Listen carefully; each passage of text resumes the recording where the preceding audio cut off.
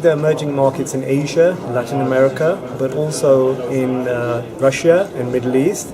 We're seeing as consumers are becoming more aware of the health issues and environmental issues, they want to buy organic products. So it's no longer going to become a Western world phenomenon where it's just going to be Europe and North America. It's going to be the Asian countries, it's going to be Brazil, it's going to be Russia, it's going to be China. These countries which are going to develop markets for organic products. Many success stories in particular in the small, specialist organic shops.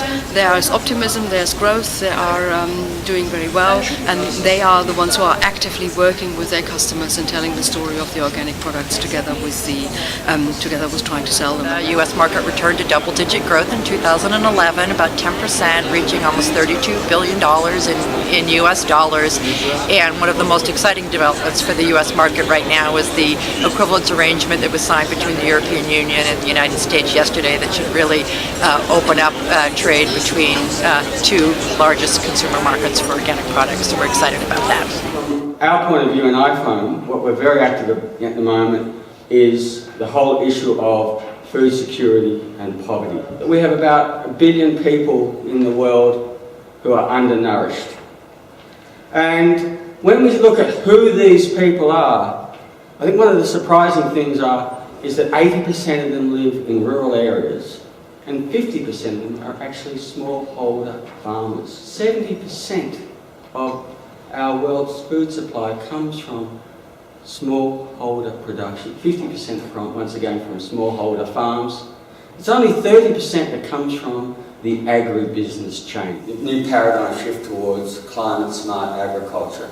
We will make sure that organic agriculture is seen as a viable part of it. We have good science to underpin what we do. What we need to do very fast now is to get together. I think develop the network and come up with a strong movement which doesn't give the impression that it is a small thing, but that it's actually becoming mainstream, or that it is mainstream. I think the NGOs have made a very good proposal already for the Rio +20 document to transform industrial agriculture by 2030 to sustainable, with phasing out synthetic inputs and so forth. So I think this is a recommendation from 1,400 CSOs, and this can be pushed. The organic movement should team up with other movements, and I think this is crucial at this point of history. The newest term is now sustainable intensification of agriculture. Intensification is always more production on the same land, but the difference is actually that you want to have it based on ecological processes, not on agro-industrial inputs which depend on fossil fuels.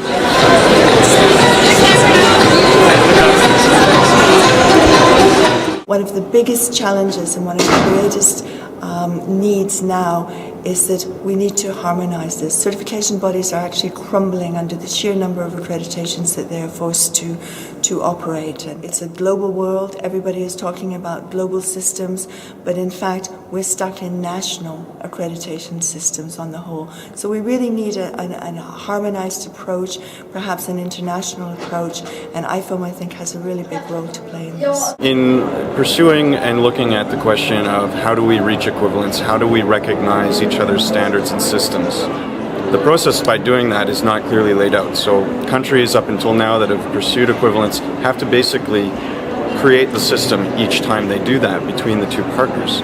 One of the other issues, of course, is that the process is always bilateral, and so that creates quite a lot of work between countries to pursue perhaps agreements with each of their trading partners. That we have to bring organic agriculture onto a much higher level, a larger scale, where we carefully document the impacts, the good ones, the bad ones, and only then we would have, I think, the ammunition to change policy, to change people's opinion around. No matter what serious problem of our times you look at, organic agriculture is going to be the answer, and its relevance will grow even after Rio. IFOAM has always had a very big role in being the platform for dialogue and raising these issues. IFOAM has the ability to bring people together on a neutral platform, but of course IFOAM itself can also have opinions and take stands. IFOAM has done that with PDS, which is another way of actually assuring that products are organic, which is in a way, IFOAM doesn't say that the other third-party certification is bad, but at least IFOAM has said there are other ways that are equally as good. And I think it is good that IFOAM has this kind of debate and question things.